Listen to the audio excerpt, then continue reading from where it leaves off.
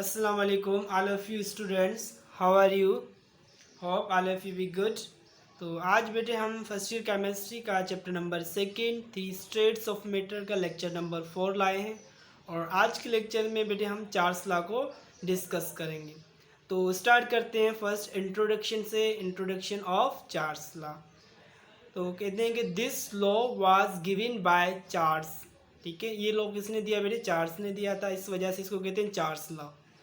It shows the relation between volume and temperature of gas.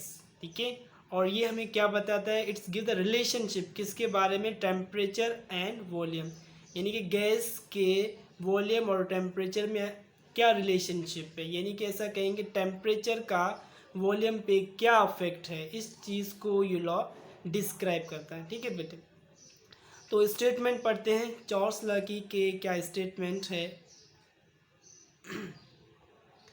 तो according to the Charles law, the volume of a gas is directly proportional to its temperature at constant pressure. यानी कि बेटे gas का जो volume है वो directly proportional है temperature से। मतलब कि अगर हम गैस का टेम्परेचर बढ़ाएंगे, when we increase the temperature of gas, तो वॉल्यूम भी क्या होगा बेटे? Increase. Why? Because they are directly relationship. Directly relationship उसको कहते हैं, यानी कि एक चीज़ को बढ़ाएं तो दूसरी चीज़ भी क्या हो जाए? इंक्रीज हो जाए। ठीक है बेटे, तो हम टेम्परेचर बढ़ाने से वॉल्यूम क्या हो रहा है? वॉल्यूम भी इंक्रीज हो रहा है। अच्छा, ये क्यों हो रहा है? इसका जो आंसर है बेटे वो हम लास्ट में इसको बताएंगे कि ये ऐसा क्यों हो रहा है। ठीक है, तो उसके बाद हम मैथमेटिकली देखते हैं इस लॉ को। देखिए यहाँ पे कि volume is directly proportional to temperature at constant pressure. अगर प्रेशर कांस्टेंट है तो जो गैस का वॉल्यूम है वो डायरेक्टली प्रोपोर्शनल होता है टेम्परेचर से। This is known as sign of proportionality. और बेटे जब साइन ऑफ प्रोपोर्शनलिटी रिमूव करते हैं तो वी पुट अ कांस्टेंट, और यहाँ पे जो कांस्टेंट है दैट इज के। के क्या है? के इज अ कांस्टेंट है यहाँ। ठीक है, और जिसकी वैल्यू हमें पहले पता है कि क्या होती है। के की वैल्यू बेटे हमारे पास के की वैल्यू है 1। ठीक है, तो यहाँ से अगर हम के का फॉर्मूला बनाए तो बेटे यहाँ पे टी मल्टीप्लाई कर रही है, इस तरफ जाएगी तो डिवाइड करेगी। तो इसको हम इस तरीके से भी डिफाइन कर सकते हैं। The ratio of volume and temperature of gas always remain constant. ठीक है बेटे, तो अगर एमसीक्यू इस तरीके से आ जाए, the ratio of volume and temperature of gas always remain constant, it stated by dash. Option में Boyle's law, Charles law, Avogadro law.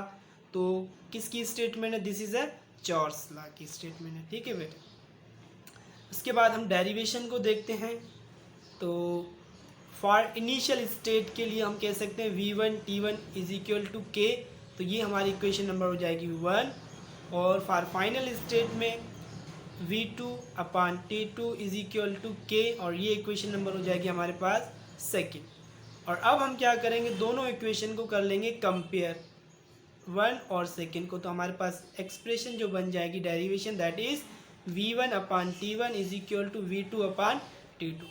ठीक है बेटे, दैट इज एक्सप्रेशन और we can say formula by which we solve the problems related to the Charles law.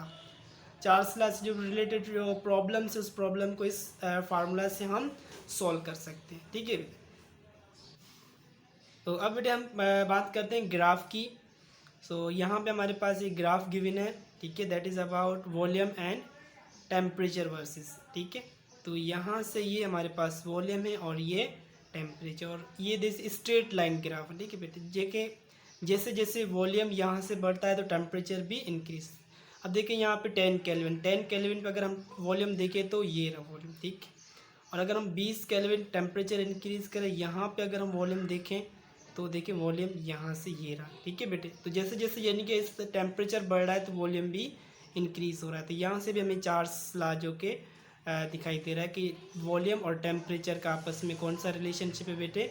That is direct relationship. ठीक है, उसके बाद एक और ग्राफ जो हमारी बुक में गिवन है, दैट इज इस तरीके से कुछ ग्राफ बना हुआ है। ठीक है, अब इसको ग्राफ को समझते हैं कि इसका मतलब क्या होता है। ठीक है बेटे, अब यहाँ से ये 0 सेंटीग्रेड और यहाँ पे भी देखिए पॉजिटिव, और यहाँ पे देखिए इस तरफ नेगेटिव में यानी कि रीडिंग गिवन है। अब कहते हैं कि 0 सेंटीग्रेड, यहाँ पे 100, यहाँ पे 200, यहाँ पे 300 सेंटीग्रेड। ठीक है बेटे, तो यहाँ पे अगर हम वॉल्यूम देखें गैस का, ठीक है, तो यहाँ पे वॉल्यूम ये रहा वॉल्यूम, ठीक है बेटे, यहाँ से ये वॉल्यूम है इस तरीके से, दैट इज़ वॉल्यूम। और यहाँ पे देखें तो वॉल्यूम इस तरीके से बढ़ रहा है, ठीक है। और जब हम बेटे 0 सेंटीग्रेड पे यहाँ पे आते हैं तो वॉल्यूम ये, और अब जब टेम्परेचर माइनस में जा रहा है 100 पे और 200 पे, यहाँ पे देखें ये हमारा जो ग्राफ है यहाँ पे डॉट डॉट शो कर रहा है। इसका मतलब ये होता है कि 0 के बाद यहाँ पे जो गैसेस है वो सारी की सारी लिक्विड में कन्वर्ट हो रही है, यहाँ पे गैस फेज नहीं पाया जाता, इस वजह से यहाँ पे ये डॉट डॉट शो करते हैं। यहाँ पे देखिए -273 सेंटीग्रेड पे ऑल गैसेस जो कि वो लिक्विड में कन्वर्ट हो गई हो जाती हैं, ठीक है। और इस टेम्परेचर को जो बेटे कहते हैं -273 सेंटीग्रेड को कहते हैं एब्सोल्यूट ज़ीरो, ठीक है। एब्सोल्यूट ज़ीरो क्या होता है? एब्सोल्यूट ज़ीरो वो टेम्परेचर होता है जहाँ पे गैस का जो वॉल्यूम है वो ज़ीरो हो जाए, उस टेम्परेचर को हम कहते हैं एब्सोल्यूट ज़ीरो, ठीक है। तो डेफिनेशन हम पढ़ते हैं एब्सोल्यूट ज़ीरो किसे कहते हैं, what is absolute zero? The temperature at which the volume of gas became zero, ठीक है। वो टेम्परेचर जहाँ पे गैस का जो वॉल्यूम है वो ज़ीरो हो जाए तो उसको हम कहते हैं एब्सोल्यूट टेम्परेचर। वो कितना होता है बेटे? अगर केल्विन में हम कहें तो वो 0 केल्विन है, और सेंटीग्रेड में अगर हम लें तो -273 है, और अगर फ़ारेनहाइट में स्केल में अगर मेयर करें तो हमारे पास -414 फ़ारेनहाइट है, ठीक है। बट एक और क्वेश्चन आपसे देखें, हमने केल्विन के ऊपर डिग्री नहीं शो करते मगर हम सेंटीग्रेड और फ़ारेनहाइट स्केल के ऊपर डिग्री शो करते हैं। ये क्यों हम करते हैं? हम केल्विन के ऊपर डिग्री शो क्यों नहीं करते हैं, ठीक है। तो इसका सिंपल आंसर यही है कि ये मैथ का रूल है कि वो वैल्यू जिसको हम पॉजिटिव में भी लिख सकते हैं और निगेटिव में लिख सकते हैं तो उसके ऊपर हम डिग्री शो कर सकते हैं, मगर वो वैल्यू जिसको हम सिर्फ पॉजिटिव में लिख सकते हैं, निगेटिव में नहीं लिख सकते, तो उसके ऊपर हम डिग्री शो नहीं कर सकते। तो केल्विन की वैल्यू कभी भी आपने निगेटिव में नहीं देखी होगी, तो केल्विन हमेशा पॉजिटिव में आता है, that's why we doesn't write the degree on that Kelvin scale, ठीक है बेटे। उसके बाद नेक्स्ट है KMT explanation, kinetic molecular theory explanation, ठीक। तो kinetic molecular theory Charles law को किस तरीके से एक्सप्लेन करती है वो पढ़ते हैं कि according to the kinetic molecular theory, when the temperature of a gas increase then its kinetic energy increase, as a result volume of gas increase, ठीक है। तो क्या होता है कि टेम्परेचर बढ़ाने से वॉल्यूम इंक्रीज हो जाता है, तो सीधा साधा कि गैस मॉलिक्यूल्स की काइनेटिक एनर्जी बढ़ जाती है बेटे, काइनेटिक एनर्जी बढ़ जाती है, यानी कि उनकी कोलिजन, इनकी स्पीड बढ़ जाती है। काइनेटिक एनर्जी का फार्मूला होता है हमारे पास बेटे 12mv², ठीक है। यानी कि काइनेटिक एनर्जी बढ़ गई, स्पीड बढ़ गई, तो मॉलिक्यूल्स का जो गैस का जो वॉल्यूम वो क्या हो जाएगा? इंक्रीज। देखिए यहाँ पे ये कुछ इस तरीके से गैस के मॉलिक्यूल्स हैं, यहाँ से जैसे हम इन मॉलिक्यूल्स को हीट करेंगे तो इन मॉलिक्यूल्स की काइनेटिक एनर्जी बढ़ जाएगी, और ये इस कंटेनर, इस जो पिस्टन है यहाँ पे इसको मूव कर देंगे अपवर्ड। पहले वॉल्यूम ये था और बाद में हीट करने के बाद वॉल्यूम जो है गैस का इस तरीके से ये इंक्रीज हो जाता है, that is increase the volume due to the giving heat. Molecules की काइनेटिक एनर्जी बढ़ी, इनके अंदर वाइब्रेशन एनर्जी बढ़ी, और इनका जो मोशन है वो फास्ट हुआ, और इस तरीके से ये गैस का वॉल्यूम इंक्रीज हो गया, ठीक है।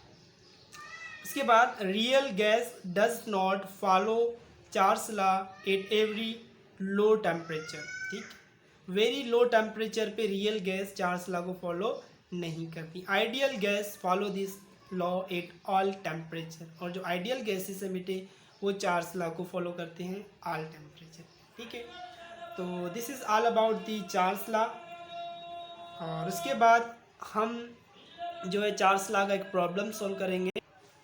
तो ये प्रॉब्लम जो हमारी बुक में गिवन है बेटे, तो पढ़ते हैं बुक में क्या प्रॉब्लम है ये। A child's balloon has a volume of 3.80 dm³ when temperature is 35 centigrade. What is the volume if the balloon is put into a refrigerator and cooled to a 5 centigrade at the constant pressure, ठीक। अब क्या पूछ रहा है? ये कह रहा है कि एक कोई बलून है जिसका वॉल्यूम पहले ये था 3.80, टेम्परेचर क्या था 35 सेंटीग्रेड। वॉल्यूम क्या होगा जब हम टेम्परेचर 5 सेंटीग्रेड कर लें, ठीक है बेटे। तो सबसे पहले हम डेटा बनाएंगे। V1 वॉल्यूम जो गिवन है यहाँ पे 3.80 dm³, ठीक है। तो हमारे पास V1 ये है और T1 प्रेशर, इनिशियल प्रेशर क्या था 35 सेंटीग्रेड, ठीक है। तो बेटे प्रेशर को हम केल्विन स्केल में लिखते हैं, तो हम 35 को कन्वर्ट करेंगे किसमें, केल्विन में। अच्छा, केल्विन में टेम्परेचर को कन्वर्ट करने के लिए हमारे पास फार्मूला होता है, यहाँ पे देखें। अगर किसी भी टेम्परेचर आपको सेंटीग्रेड में गिवन है तो आप उसको केल्विन में इस फार्मूले की मदद से कर सकते हैं। जो भी सेंटीग्रेड हो उसमें आप प्लस कर दें 273, तो वो टेम्परेचर आपका केल्विन में कन्वर्ट हो जाएगा, ठीक है।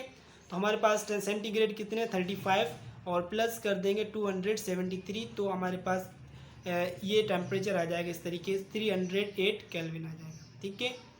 और V2 वॉल्यूम हमें फाइंड करना है और T2 टेम्परेचर कितना है 5 सेंटीग्रेड, तो इसको हम केल्विन में लिखेंगे 5 + 273, तो हमारे पास ये हो जाएगा 278 केल्विन टेम्परेचर, ठीक है। तो अब सॉल्यूशन करेंगे और हमारे पास जो चार्ल्स लॉ की एक्सप्रेशन है, जो फार्मूला है, उसकी मदद से हम ये प्रॉब्लम इजीली सॉल्व कर लेंगे। तो एक्सप्रेशन क्या है, V1 T1 = V2 and T2। क्या फाइंड करना है, हमें फाइंड करना है V2। तो यहाँ से हम V2 का अगर फार्मूला बनाएं तो इस तरीके से ये बन सकता है V1 और T2/T1, ठीक है बेटे। V1 वॉल्यूम क्या था हमारे पास 3.80 और T2 टेम्परेचर ये रहा 278 और T1 टेम्परेचर 308। इनको अगर हम सॉल्व करेंगे तो हमारे पास जो आंसर आएगा 3.42 dm³, ठीक है बेटे। ये यानी कि वॉल्यूम। अब पहले देखें कितना वॉल्यूम था हमारे पास 3.80 और फिर कितना आया बेटे 3.42 आ गया, ठीक है। वॉल्यूम कम हुआ है, टेम्परेचर कम किया तो वॉल्यूम भी कम हो गया, तो ये हमारे पास क्या है डायरेक्ट रिलेशनशिप शो करता है, ठीक है बेटे। और आज के लिए इतना ही, ठीक है बेटे। अगर वीडियो पसंद आए तो लाइक और सब्सक्राइब करिएगा, ठीक है बेटे। अल्लाह हाफिज़, टेक केयर।